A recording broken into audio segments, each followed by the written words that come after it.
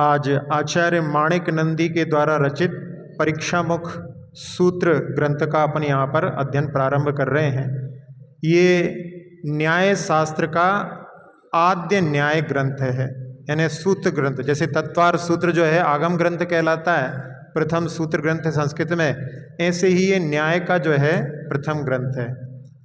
ये आचार्य माणिक नंदी जी के द्वारा रचित है, जिनकी बारे में एक प्रमेय रत्नमाला टीका जो इसी परीक्षामुख सूत्र पर है, उसमें लघु अनंत वीर महाराज ने लिखा है कि अकलंक बचों भूते यद्रे एन धीमता न्याय विद्यामृतम तस्मै नमो माणिक्य नंदिने।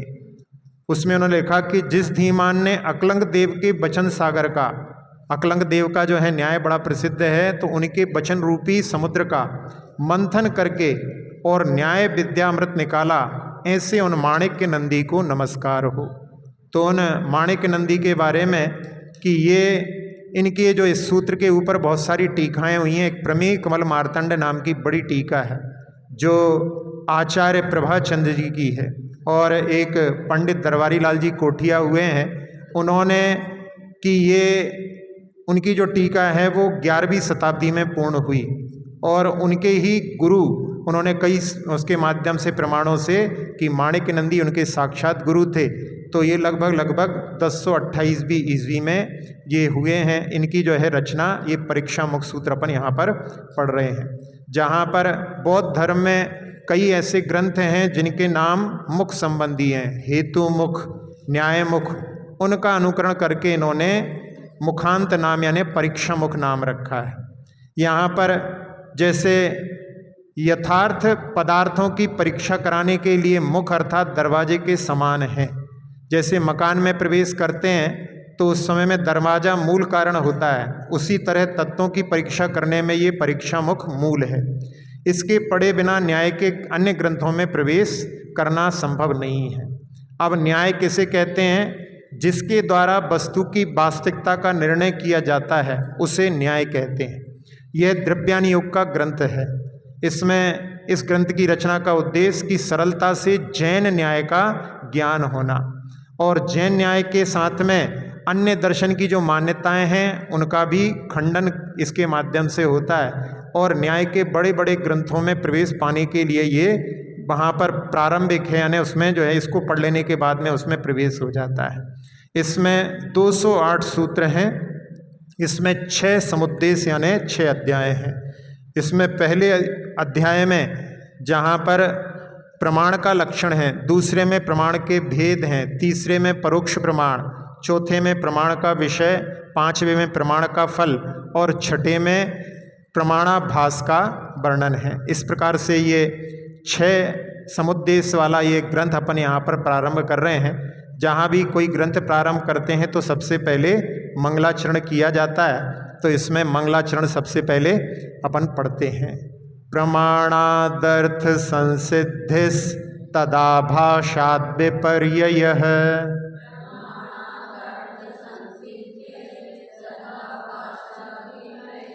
इति बक्षेतयोर्लक्ष्म सिद्धमल्पन् लघीयसः।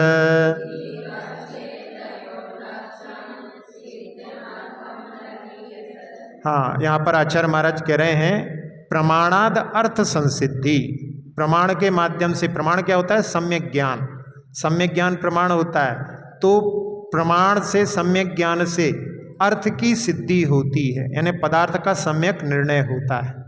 और तद आभासाद यानी प्रमाण का जहाँ पर आभास है, प्रमाण नहीं है, जैसे सुखाभास कहते हैं, सुख का केवल आभास होता है, सुख नहीं होता। तो ऐसे ही जहाँ प्रमाणाभास है वो मिथ्या ज्ञान होता है, तो उसमें क्या होता है? तद विपर्यय, वहाँ पर पदार्थ की सिद्धि नहीं होती। जैसे रस्सी को ही सांप समझ लिया तो वो मिथ्या ज्ञान हो गया, तो उससे पदार्थ की सिद्धि नहीं होती। तो प्रमाणाभास होता है, उससे विपरीत यानी पदार्थ का सम्यक निर्णय नहीं होता।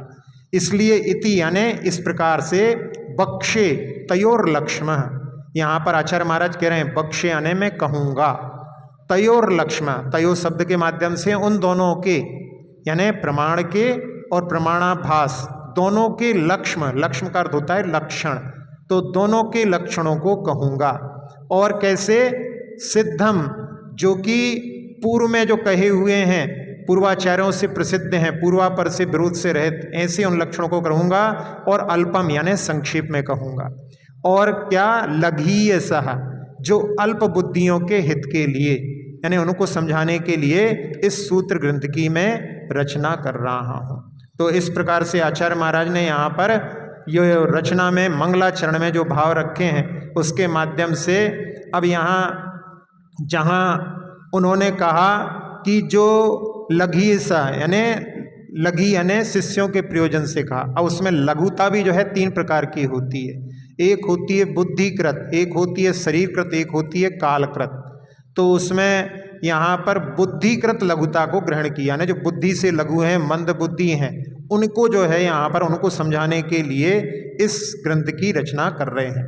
अब यहाँ प्रश्न उठ सकता है कि मंगलाचरण में किसी इष्ट देव को नमस्कार तो किया ही नहीं उन्होंने, यहाँ पर तो केवल सीधा उसका जो विषय बता दिया कि हम ये जो है रचना कर रहे हैं, इसमें प्रमाण और प्रमाणाभास का ही वर्णन है इस प्रकार से, और किनके लिए कर रहे हैं। तो ऐसी अपने को शंका नहीं करना चाहिए, क्योंकि इष्ट देवता को नमस्कार मन और काया से भी किया जाना संभव है। यानी उन्होंने पहले रचना करने के पहले मन में पंच परमेष्ठी को नमन किया हो और काय से भी जो है ढोक दे करके साष्टांग नमस्कार करके और फिर उन्होंने इसकी रचना की हो।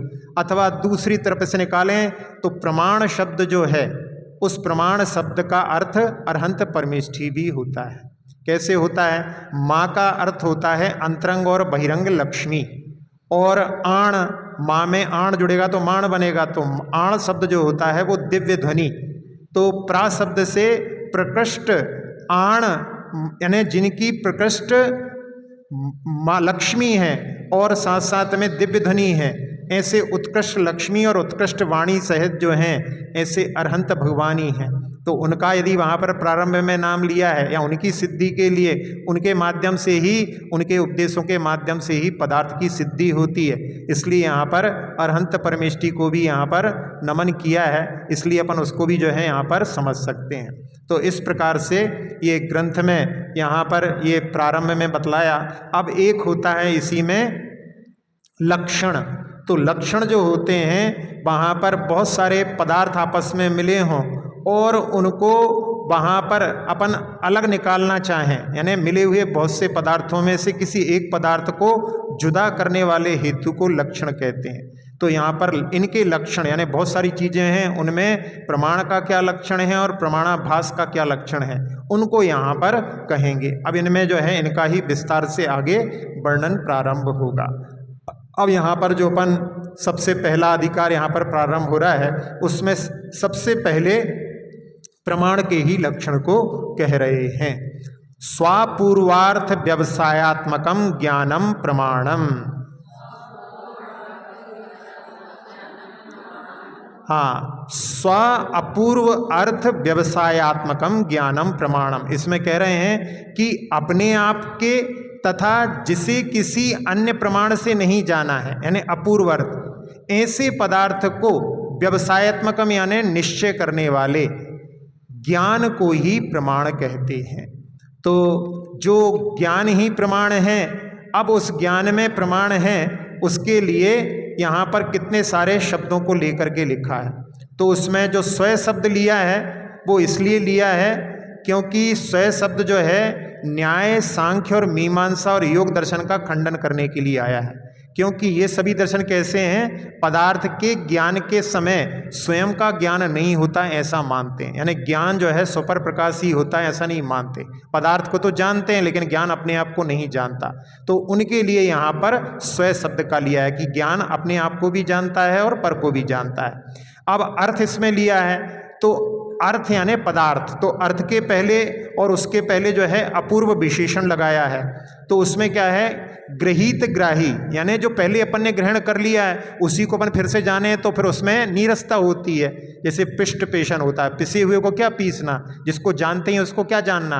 तो इसलिए यहाँ पर अपूर्व अर्थ को यानी जो धारावाहिक ज्ञान है उसका निराकरण करने के लिए अपूर्व विशेषण आया है।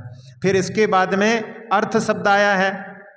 तो अर्थ जो है उन मतों का निराकरण करने के लिए आया है जो ये मानते हैं कि बाहरी पदार्थ नहीं है। अभी अपन ने आत्मीमांसा में देखा था कि वहाँ पर ऐसे विज्ञान अद्वैतवादी होते हैं, वो मानते हैं केवल ज्ञान है, बाहर कुछ नहीं है, तो उनका जो है। फिर पुरुष अद्वैतवादी होते हैं, एक ही जो है आत्मा है और कुछ नहीं है। फिर इसी प्रकार से शून्य एकांतवादी होते हैं, मायावादी होते हैं, तो पूरी ज्ञानमय सृष्टि को ब्रह्म में, शून्य में और माया में मानते हैं।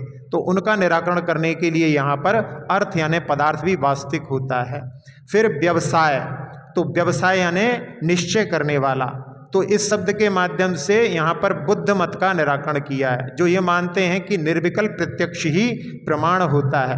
तो ऐसे उनकी मान्यता का निराकरण करने के लिए कि जिस ज्ञान में विकल्प ही नहीं है वह संशय का निराकरण कैसे करेगा, इसलिए जैनाचार्यों ने व्यवसायात्मकम यानी ज्ञान जो होता है वो निश्चयात्मक होता है, इसलिए यहाँ पर दिया है। और ज्ञान शब्द सबसे आखिरी में जो है वो नैयायिकों के सन्निकर्ष प्रमाण का खंडन करने के लिए दिया है, जहाँ पर वो इंद्रिय और पदार्थों के बीच में जो संपर्क होता है उसको सन्निकर्ष कहते हैं, तो उसको वो जो है प्रमाण मानते हैं। लेकिन नहीं, ज्ञान ही प्रमाण होता है, उसका खंडन करने के लिए ये दिया है। तो जैन दर्शन के अनुसार मति ज्ञान, श्रुत ज्ञान, अवधि ज्ञान, मनः परे ज्ञान और केवल ज्ञान ये ही प्रमाण होते हैं। अब आगे अपने कहे गए प्रमाण के लक्षण में जो ज्ञान यह विशेषण दिया है उसका समर्थन करते हुए आचार्य भगवान आगे का सूत्र लिख रहे हैं। ये जो पहला सूत्र है इसी के आधार पर आगे के सूत्रों का निर्माण होता है। तो इसमें अपन जो है विपरीत यानी पीछे से देखेंगे, तो प्रमाण तो हो गया, अब प्रमाण के लक्षण के बाद में ज्ञान शब्द को, तो अब ज्ञान की यहाँ पर व्याख्या होगी। ऐसे आगे पीछे पीछे से चलेंगे। तो इसमें कह रहे हैं हिताहित प्राप्ति परिहार समर्थम ही प्रमाणम ततो ज्ञानमेव तत्।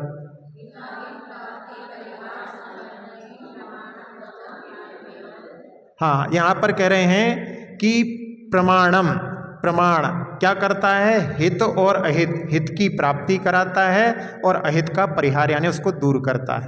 तो हित क्या है, जीव के लिए सुख है, तो जो सुख की प्राप्ति और दुख को दूर करने में समर्थ होता है, ततः उस कारण से तत् ज्ञान एव, वह प्रमाण ज्ञान ही हो सकता है, अन्य कुछ चीजें प्रमाण नहीं हो सकती। जहां पर जैसे भी बताया था कि सन्निकर्ष प्रमाण मानते हैं, इंद्रिय और पदार्थ के संबंध को सन्निकर्ष कहते हैं, और वह सन्निकर्ष जड़ अचेतन होता है, उनका संबंध हुआ वो तो अचेतन है, तो उसके माध्यम से यहाँ पर उस मत का खंडन करने के लिए सूत्र आया है। और अचेतन जड़ के द्वारा सुख की प्राप्ति और दुख का परिहार नहीं हो सकता, इसलिए सन्निकर्ष प्रमाण नहीं हो सकता, और वो प्रमाण ज्ञान ही हो सकता है, क्योंकि ज्ञान से ही सुख की प्राप्ति और दुख का परिहार होता है, इसलिए ज्ञान ही प्रमाण है। अब अगला सूत्र आता है जिसमें प्रत्यक्ष तो निर्विकल्प है और व्यवसायत्मक नहीं, ऐसा कहने वाले जो बौद्ध हैं उनको लक्ष्य में रख करके अब जो है ज्ञान के पहले क्या दिया था, पहले सूत्र में व्यवसायात्मकम, तो उसके लिए बता रहे हैं तन निश्चयात्मकं समारोप विरुद्धत्वादनुमानवत्।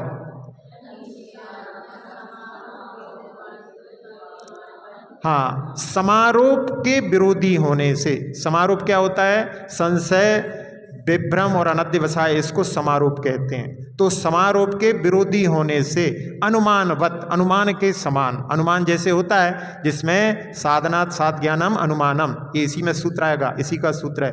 तो अपन साधन के माध्यम से साध्य को जानते हैं तो उसमें निश्चय होता है, तो इस प्रकार से उसमें संशय, विभ्रम, अनध्यवसाय नहीं होता। तो उसमें समारोप के विरोधी होने से अनुमान के समान वह ज्ञान निश्चयात्मक यानी निश्चय करने वाला है। तो जहाँ बौद्ध लोग अनुमान को तो पदार्थ का निश्चय करने वाला मानते हैं, लेकिन प्रत्यक्ष को निर्विकल्पक मानते हैं यानी अनिश्चयात्मक, निश्चय नहीं करने वाला मानते हैं। लेकिन जैनों ने सभी प्रमाणों को स्वयं और पर का निश्चय करने वाला माना है। तो यही बतलाने के लिए बौद्धों के द्वारा माने गए अनुमान का दृष्टांत देकर कि जैसे आप अनुमान को प्रमाण मानते हो, अनुमान के निश्चय करने वाला मानते हो, उसी प्रकार से आपको यहाँ पर प्रत्यक्ष को भी मानना चाहिए। तो सभी प्रमाणों को निश्चयात्मक सिद्ध किया गया है, जबकि बौद्धों ने अनुमान को तो माना है लेकिन प्रत्यक्ष को नहीं माना है। तो जो किसी पदार्थ का तथा अपना निर्णय निश्चय रूप से नहीं कर पाएगा वह प्रमाण कैसे हो सकता है। तो इसलिए यहाँ पर उसका निषेध करने के लिए यहाँ पर ये सूत्र दिया है। अब आगे प्रमाण के लक्षण में अर्थपद का जो अपूर्व विशेषण दिया है उसका समर्थन करते हुए आचार्य उसके अर्थ का स्पष्टीकरण करते हैं। अनिश्चितो पूर्वार्थः। हाँ, जिसका निश्चय नहीं हुआ है वह अपूर्वार्थ है। यानी जिसका पहले से अपन जानते हैं तो वो तो पूर्वार्थ है, अपन जानते ही हैं, लेकिन जिसका अपन ने अभी तक निश्चय नहीं किया है वो अपूर्वार्थ कहलाता है। तो यहाँ पर जहाँ प्रश्न करते हैं कि आप लोग जो है ईहा अवाय धारणा आदि में पदार्थ को जब ग्रहण करते हो तो जो ग्रहण है उसी को ग्रहण करते रहते हो, तो उसमें अपूर्व अर्थ नहीं होता है, तो उसको प्रमाण नहीं मानना चाहिए। तो यहाँ पर उनके जो है उत्तर देते हुए आचार्य कहते हैं कि अपग्रह में जो पदार्थ को जाना है उसमें जितना जाना है उसके बाद में आगे बढ़ कर के ईहा होती है, और ईहा से जाने हुए पदार्थ को भी अवाय विषय करता है, फिर भी उसमें क्या रहता है, आगे आगे जो है विषय की अपूर्वता बनी रहती है। तो उन ज्ञानों का विषय जो है उत्तरोत्तर अवंतर विशेषताओं को जानता है, इसलिए वो भी अपूर्व अर्थ होते हैं। यानी ये तो निर्णय हो गया कि ये सफ़ेद है, लेकिन ये सफ़ेद क्या है, बगला है कि पता का है, तो ये निर्णय नहीं हुआ है, तो वो अपूर्व अर्थ है। तो इसी प्रकार से उसमें अपूर्व अर्थ होता है। तो जिस वस्तु का अभी संशयादि का व्यवच्छेद यानी निराकरण करने वाले किसी अन्य प्रमाण से पहले निश्चय नहीं हुआ हो, अर्थात जो वस्तु किसी प्रमाण से अभी तक जानी नहीं गई है, वह अपूर्व अर्थ होती है। तो यहाँ पर सूत्र में जो है अपूर्व विशेषण इसीलिए दिया है। और जिस वस्तु को पहले किसी प्रमाण द्वारा जाना जा चुका है उसको पुनः किसी ज्ञान के द्वारा जानना व्यर्थ है, इसलिए प्रमाण उसी का निश्चय करता है जो अपूर्व पदार्थ होता है। जैसे जहाँ पर कोर्ट में जिसके ऊपर निर्णय हो गया है, अब उसमें जो है फिर कौन ऊपर उसके लिए निर्णय देगा, निर्णय हो ही चुका है उसके बारे में। तो इसी प्रकार से जिसके बारे में जानते हैं उसको फिर कौन जानने का प्रयास करेगा। जब आचार्य श्री इसको पढ़ा रहे थे उस समय में सिद्धवर कूट में 1997 में, तब एक बार उन्होंने चिंतन दिया था कि जो सिद्ध भगवान का सुख और ज्ञान अपूर्व अपूर्व होता है, प्रति समय सिद्ध भगवान के आत्मद्रव्य से नई नई पर्याय निकलती है और इसी का नाम अपूर्वता है। इसलिए उनका सुख भी अपूर्व होता है और उनका ज्ञान जो कि अनिश्चित भूत और भविष्य की पर्यायों को भी जानता है, इसलिए उस केवल ज्ञान में भी अपूर्व अर्थ घटित हो जाता है। अब अपूर्व अर्थ क्या उक्त प्रकार का ही है अथवा अन्य प्रकार का भी है, ऐसी जिज्ञासा होने पर अगला सूत्र आता है, दृष्टोपि समारोपात तादृक्। हाँ, यानी अन्य प्रमाण से ज्ञात पदार्थ भी समारोप होने पर, समारोप कर पहले आया था उसमें कि जहाँ पर जिसमें संशय विभ्रम और अनध्यवसाय हो गया है तो वो भी जो है अपूर्व अर्थ के समान हो जाता है। यानी किसी पदार्थ को अपन ने पहले जाना था लेकिन बहुत समय हो गया तो अपन उसी को फिर देखते हैं तो ऐसा लगता है ये तो कोई नई चीज़ है, तो वो भी अपूर्व हो जाती है। जैसे जहाँ भगवान के दर्शन करने जाते हैं, जहाँ दर्शन करते रहते हैं वो जो है पूर्व जो है बिंब कहलाते हैं, और जिन भगवान के 6 महीने से ज़्यादा हो गए हैं उनके जब दर्शन करने जाते हैं तो वो अपूर्व बिंब कहलाते हैं। तो ऐसा जो है जो पदार्थ में जो है वहाँ पर परिवर्तन आ जाता है। तो इस प्रकार से यहाँ पर किसी अन्य प्रमाण से ज्ञात भी पदार्थ में समारोप यानी उस पदार्थ के विषय में संशय विपर्य अनध्यवसाय हो जाने पर वो अपूर्व अर्थ हो जाता है। अब जो लोग ज्ञान को स्वयं व्यवसायी नहीं मानते यानी अपने आप को जानने वाला नहीं मानते, उनका कहना है कि ज्ञान को अपूर्व अर्थ का निश्चय भले ही माना जाए, यानी बाहर के पदार्थों में आप अपूर्व पदार्थ को जानो, किंतु वह स्वयं व्यवसायी नहीं होता, ऐसा मानते हैं। तो उनको लक्ष्य करके अगला सूत्र दिया जा रहा है, सोन मुक्तया प्रतिभासनम स्वस्य व्यवसायः। हाँ, क्या कह रहे हैं, अपनी सन्मुखता पूर्वक अपने आप का जानना यह स्वयं व्यवसाय है। तो इसमें क्या होता है, जब ज्ञान के माध्यम से अपने आप को जानते हैं वो सोन्मुक्ता कहलाती है। तो प्रतिभासन यानी प्रकाशन करना, जानना, यानी अपने आप की प्रतीति को प्रतिभास कहते हैं। तो जिस समय ज्ञान पदार्थ को जानता है उसी समय वह स्वयं को भी जानता है, इसलिए उसमें समय भेद नहीं होने से हम कहते हैं कि ज्ञान ने स्वयं का भी निश्चय कर लिया। तो ये जो है उसका स्वभाव है। अब इसी को जो है स्वयं व्यवसाय का दृष्टांत आचार्य सूत्र के माध्यम से कहते हैं, अर्थसेव तदुन्मुक्तया, जैसे पदार्थ के समान उस आत्मा के अभिमुख होने से अर्थात अपने स्वयं के उन्मुख होने से अपने स्वयं का ज्ञान होता है, वही उसका स्वयं व्यवसाय है।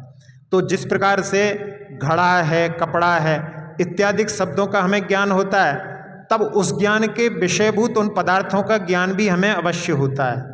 यह अर्थ व्यवसाय कहलाता है। यानी अपन पदार्थ को देख रहे हैं तो पदार्थ की ओर जो अपना ज्ञान जा रहा है वो अर्थ का व्यवसाय हो गया। उसी प्रकार जब आत्मा की ओर लक्ष्य जाता है तब आत्मा क्या वस्तु है इसका भी ज्ञान अवश्य हो जाता है, अथवा आत्म प्रतीति आत्मनिश्चय होता है, यह स्वयं व्यवसाय कहलाता है। जैसे दर्पण को आप देखते हैं तो दर्पण में क्या होता है, पहले अपनी दृष्टि दर्पण पर जाती है और दर्पण में जो बिंब अपना बनाए हैं फिर अपन उसको देखने लगते हैं। तो इस प्रकार से क्या हुआ कि दर्पण को भी जाना और दर्पण में अपने बिंब को भी जाना, तो एक साथ में वहां पर यानी दर्पण की ओर उन्मुख हुए तो वो परोन्मुक्ता हो गई, और उसमें अपना चेहरा देख रहे हैं तो वो सोन्मुक्ता हो गई। तो ऐसे जो है ज्ञान में अपन पर पदार्थ को भी जानते हैं लेकिन अपने आप को भी कि मैं जानने वाला कौन है, इस प्रकार से उसमें उसका भी प्रतिभासन हो जाता है। अब यहाँ पर पदार्थ को जानने के समय होने वाली प्रतीति के पूर्वोक्त कथन को अब आचार्य एक उल्लेख के द्वारा स्पष्ट करते हैं। घट मह मात्मना वेदमी। हाँ, यहाँ पर एक जो है सेंटेंस के माध्यम से कि अहम यानी मैं, घटम यानी घड़े को, आत्मना यानी अपने द्वारा वेदमी जानता हूँ। तो सीधी सीधी जो है सारी बातें हो गई इसमें। तो यहाँ पर यानी कह रहे हैं अहम, अहम शब्द से मैं, और आत्मना यानी अपने आप के द्वारा, तो इनका निश्चय हो गया। इन दो पदों के द्वारा स्वयं का निश्चय हो जाता है, यानी मैं और अपनी आप के द्वारा जानता हूँ, तो ये हो गया। फिर घटम शब्द से क्या है, पदार्थ को, पर पदार्थ का ज्ञान होता है। तो इसमें अहम कहने से स्वयं का निश्चय होता है, तो मैं घट को जानता हूँ, इस प्रकार के द्वारा स्वयं और पर का निश्चय करने वाला ज्ञान दोनों हो गए।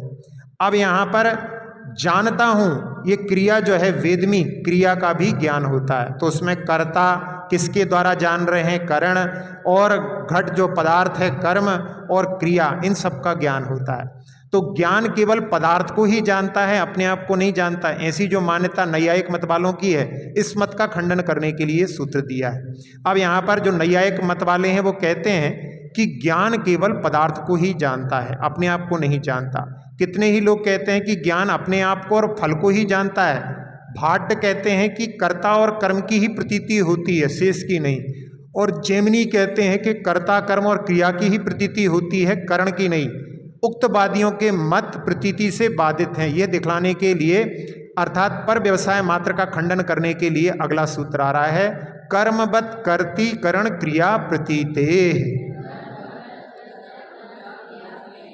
हाँ, जैसे कर्म के समान, कर्म यानी पदार्थ है, जैसे अपन घट को जान रहे हैं, ऐसे ही कर्ता, कर्ता यानी जानने वाला, करण यानी किसके द्वारा, ज्ञान के द्वारा जा रहे हैं, उसके भी लिए क्रिया, जानने की क्रिया, और इसके माध्यम से इन सब की प्रतीति होती है, यानी सभी को जानता है। तो एक साथ में यहाँ पर जो है, एक साथ में सबका ज्ञान हो जाता है। जो यहाँ पर एक का केवल पर को ही जानता है, वहाँ पर ज्ञाता आदि सबकी जो है वहाँ पर प्रतीति होती है। तो आत्मा जानने वाला है इसलिए ज्ञायक है, और ज्ञान का जो विषय होता है उसको ज्ञेय कहते हैं। तो वहाँ पर वो ऑब्जेक्ट हो गया, और आत्मा ज्ञान के द्वारा जानता है इसलिए ज्ञान यहाँ पर करण हो गया, और जानना मात्र ये क्रिया हो गई। तो इसी को यहाँ पर प्रमाता, प्रमाण, प्रमेय और प्रमिति, इन शब्दों के माध्यम से भी बतलाते हैं। तो प्रमाता यानी आत्मा, जानने वाला, प्रमाण यानी ज्ञान, उसके माध्यम से जानता है, प्रमेय यानी जानने योग्य पदार्थ, और प्रमिति यानी क्रिया, ये ज्ञान का फल, तो जिसमें क्रिया के माध्यम से ज्ञान होता है। अब किसी शंकाकार का कहना है कि यह कर्ता कर्मादि की प्रतीति तो शब्द का उच्चारण मात्र ही है, वस्तु के स्वरूप बल से उत्पन्न नहीं हुई है, अर्थात वह प्रतीति वास्तविक नहीं है। इसका उत्तर देने के लिए 10वें सूत्र में कह रहे हैं, शब्दानुच्चारणेपि स्वस्यानुभवन मर्थवत। हाँ, यहाँ आचार्य महाराज कह रहे हैं कि पदार्थ के समान शब्दानुच्चारणे यानी शब्द का उच्चारण नहीं करने पर, अपि यानी भी, स्वस्य अनुभवनम अपने आप का अनुभव, अपनी प्रतीति होती है।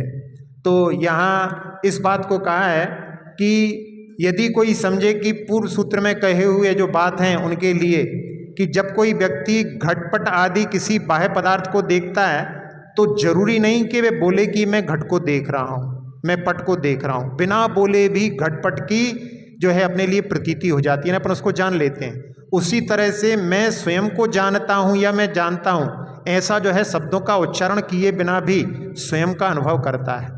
इसलिए यहाँ पर कहा है कि शब्द के उच्चारण के बिना भी कर्ता कर्म आदि सबकी प्रतीति होती है, और यह प्रतीति केवल शब्द मात्र नहीं है, ये वास्तविक होती है।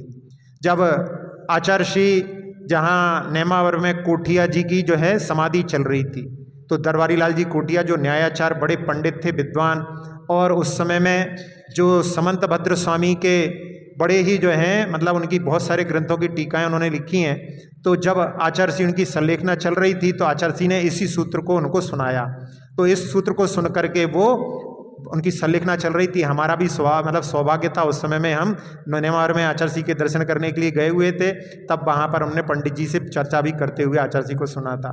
तो उस समय में जब ये सूत्र को उन्होंने आचार्य श्री ने सुनाया तो सुन करके पंडित जी हंसने लगे और कहने लगे कि हाँ महाराज, स्वयं का अनुभव शब्द के बिना भी होता है, बोलने की जरूरत नहीं है, फिर भी जो है उसके माध्यम से बिना बोले भी अनुभूति होती है। तब आचार्य श्री ने इस बात को सुनकर के उनसे कहा कि पंडित जी, अब यह समय शब्द के बिना स्वयं के अनुभव करने का है, क्योंकि अब संलेखना में धीरे धीरे कंठ आदि अवरुद्ध हो जाता है। तब उस समय में ये सूत्र जो है अध्यात्म से जोड़ने वाला है। इस प्रकार से जब बतलाया तो उनके चेहरे पर जो है अपूर्व प्रसन्नता, जिन्हें ऐसी प्रसन्नता जो है ऐसी अवस्था में भी संलेखना के समय में दुर्लभ होती है, वो उनके चेहरे पर देखने के लिए मिली थी। अब शब्द के उच्चारण के बिना भी स्व प्रतीति की पुष्टि करने के लिए कहते हैं, कोवा तत्प्रतिभासन मर्थ मध्यक्ष मिक्षंस तदेव तथा नेच्छेद।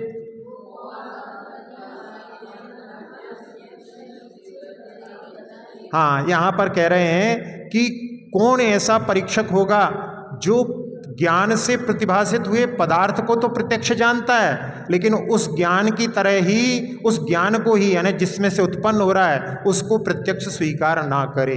यानी घट आदि को तो जानते हैं, लेकिन घट को जो जानने वाला है उसको नहीं जानते। तो इस प्रकार से यहाँ पर उन्होंने कि ये तो सभी मानेंगे इस प्रकार से कि जब ज्ञान दूसरों को प्रत्यक्ष करता है तो वह अपना भी करता होगा। यदि अपने को नहीं जानता तो वह दूसरे पदार्थों को कैसे जान सकता है। तो जो घट आदि स्वयं को नहीं जानते वो तो ठीक हैं, वह चेतन है, इसलिए दूसरे पदार्थों को भी नहीं जानते, लेकिन जो चेतन पदार्थ हैं वो पर पदार्थ को जान रहे हैं तो अपने आप को भी जानते हैं। तो ऐसे ही जिस ज्ञान के द्वारा पदार्थों को जान रहे हैं उस ज्ञान के स्पष्ट भान को कोई मना करे, यह बात कैसे ठीक बने। एक उदाहरण हमने पहले सुनाया था कि एक बाबूजी जिन्होंने अपने घर में सारी चीज़ों को व्यवस्थित कर रखा था, वहाँ पर घड़ी की जगह घड़ी लिख रखा था, कमीज जहाँ टांगते थे वहाँ कमीज लिख रखा था, कोट की जगह कोट लिख रहा था, इस प्रकार से, और जहाँ पर वो बिस्तर पर लेटते थे वहाँ पर उन्होंने मैं लिख रखा था। तो यहाँ पर मैं पढ़ा हूँ और ऐसा लिख करके और सो गए। जब वहाँ से वो उठे, अब उन्होंने सब चीज़ों को चेक किया कि अपनी अपनी जगह पर हैं कि नहीं है, तो उनको सारी चीज़ें व्यवस्थित अपनी अपनी जगह दिखाई दी, लेकिन जिस पलंग से स्वयं उठ गए थे अब वहाँ पर मैं तो लिखा हुआ है लेकिन मैं दिखाई नहीं दिया। तो उस समय में वो एकदम घबरा गए कि मैं कहाँ गायब हो गया। तो उन्होंने वहाँ पर परेशान होकर के मित्र को पुकारने लगे कि मेरा मैं घूम गया है। तो उस समय में उनका मित्र सोचता है कि आज बाबूजी को क्या हो गया है। अब वो वहाँ पर आए और उनको वहाँ पर देख करके समझ गए, तो उन्होंने कहा कि आप ऐसा करो, आप थक गए हो, थोड़ा सा विश्राम कर लो। और विश्राम कराने के लिए उनको लिटा दिया। थोड़ी देर बाद जगाया और कहा कि आपका मैं मिला कि नहीं। तब उन्होंने जो है हाथ लगा करके नीचे देखा, यहाँ मैं लिखा है, तो मेरा मैं मिल गया। तो ऐसे जो है यानी जैसे कोई कहे कि मैं गुम हो गया, ऐसा कोई बोले तो वो वहाँ पर यानी अपने आप को नहीं जानता है, पर पदार्थ को जानता है। तो इस प्रकार से ये समीचीन नहीं है। अब यहाँ पर स्वयं की प्रतीति की पुष्टि का उदाहरण देते हुए कह रहे हैं प्रदीपवत। हाँ, जैसे दीपक होता है, दीपक जो है स्वपर प्रकाशी होता है, अपने आप को भी जानता है और पर को भी जानता है, यानी अपने आप को भी दिखा देता है और पर पदार्थों को भी प्रकाशित करता है। मतलब अपने आप को जानता है, मतलब दीपक अचेतन है। वहाँ पर तो उदाहरण तो इसलिए कि दीपक को ढूंढने के लिए अपने लिए दूसरे दीपक की आवश्यकता नहीं पड़ती। तो दीपक जो है अपने आप को भी प्रकाशित करता है और पर पदार्थों को भी प्रकाशित करता है। तो इस प्रकार से जो ज्ञान होता है वो घटपट आदि को भी जानता है और अपने आप को भी जानता है। तो ज्ञान स्वयं को जब जानता है तो वह स्वयं को कर्म बना लेता है, और जब दूसरे को जानता है तब वह कर्ता बन जाता है। इस प्रकार ज्ञान स्वयं कर्ता भी है और कर्म भी है। अब यहाँ पर कोई शंकाकार कहता है कि प्रमाण का जो लक्षण स्व अपूर्वार्थ व्यवसायत्मकम प्रमाणम, आपने कहा वह तो ठीक है, तथापि प्रमाण की प्रमाणता सत्यता स्वतः अपने आप होती है अथवा परता अन्य से होती है। स्वतः तो मानी नहीं जा सकती, क्योंकि प्रमाण की प्रमाणता स्वतः ही हो तो फिर उसके विषय में किसी को विवाद नहीं होना चाहिए। प्रमाण की प्रमाणता परता भी नहीं मानी जा सकती, क्योंकि पर से प्रमाणता मानने पर उस कोई भी प्रमाणता पर से माननी पड़ेगी। इस प्रकार एक के बाद एक अनवस्था दोष की जो है लंबी लाइन चालू हो जाएगी।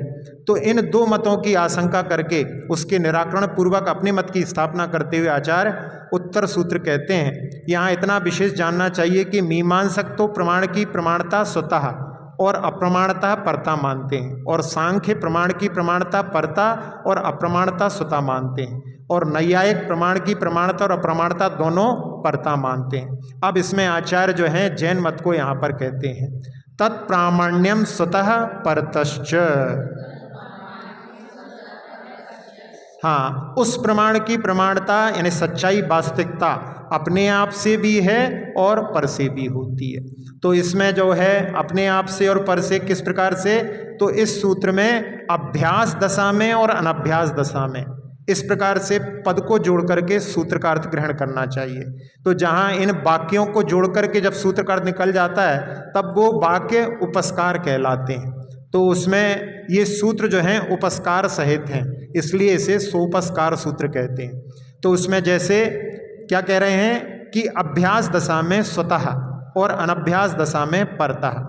जब आदिनाथ भगवान आहार के लिए निकले थे पहली बार तो सब लोगों को अपने आप तो ज्ञान हुआ नहीं, तो उस समय में बहुत समय तक तो उनको आहार मिला नहीं, लेकिन जब राजा श्रेयांश को स्वतः प्रमाण से पूर्व के जो स्मरण के माध्यम से उनको ज्ञान हुआ, फिर उन्होंने जब आहार दान दिया तो उनके माध्यम से दूसरे लोगों ने परतः प्रमाण से यानी दूसरों के माध्यम उनके माध्यम से दूसरों ने सीखा।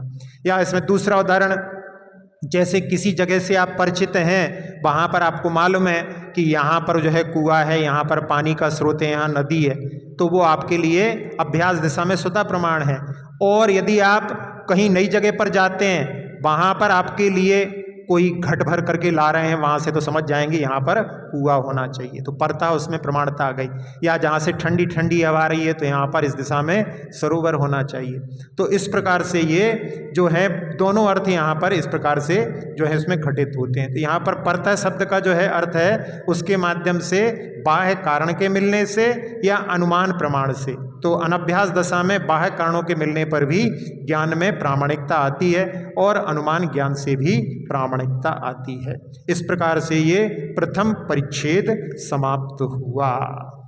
अक्षर पद मात्रा से दूषित वचन अगर ममहीन रहे और प्रमाण कसाय के बस में सम्यक अर्थ विलीन किए, जिन वाणी माता मेरी उन सब त्रुटियों को क्षमा करें, दे आशीष शीघ्र हम सबको केवल लब्धि रमा मिले, प्राप्त हमें हो बोधि समाधि परिणामों की शुद्धि हो, निज आत्म उपलब्ध हमें हो, शाश्वत सुख की सिद्धि हो, चिंतित वस्तु दात्री माता चिंतामणि उपमा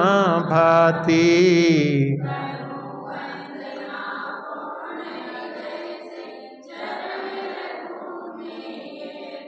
कर जिन वाणी स्तुति तन की ममता टार, महामंत्र का जाप अब सभी जपें नब बार।